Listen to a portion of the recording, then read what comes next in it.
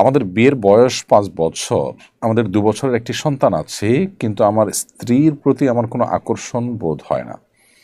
আমার স্ত্রীর কোনো দোষও নেই, সে যথেষ্ট ভালো মেয়ে। এই অবস্থায় আমার করণীয় কি? আমার সম্পর্ক অব্যাহত রাখা কি ঠিক হবে?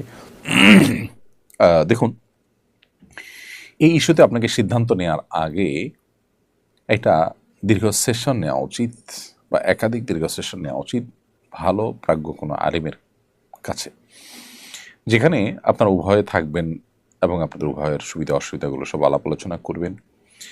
তারপর আপনাদেরকে সিদ্ধান্তে আসতে হবে।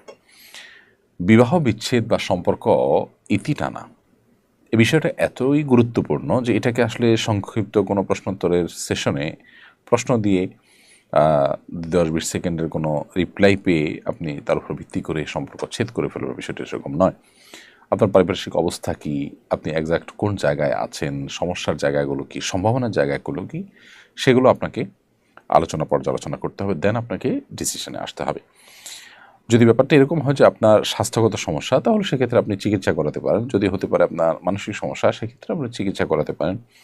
ট্রিটমেন্ট অ্যাবল যদি না হয়, এদিকে আপনার স্ত্রী এভাবে চলতে থাকলে তার চরিত্র নষ্ট হওয়ার উপক্রম হয়, তাহলে সেক্ষেত্রে আপনাকে বিবাহ বিচ্ছেদের দিকে যেতে হতে পারে, তার চরিত্রকে হেফাজত করবার প্রয়োজনে। এজন্য পরিস্থিতি কি আছে না আছে সেটি আলাপ আলোচনা করে তারপর আপনাকে সিদ্ধান্তে আসতে হবে।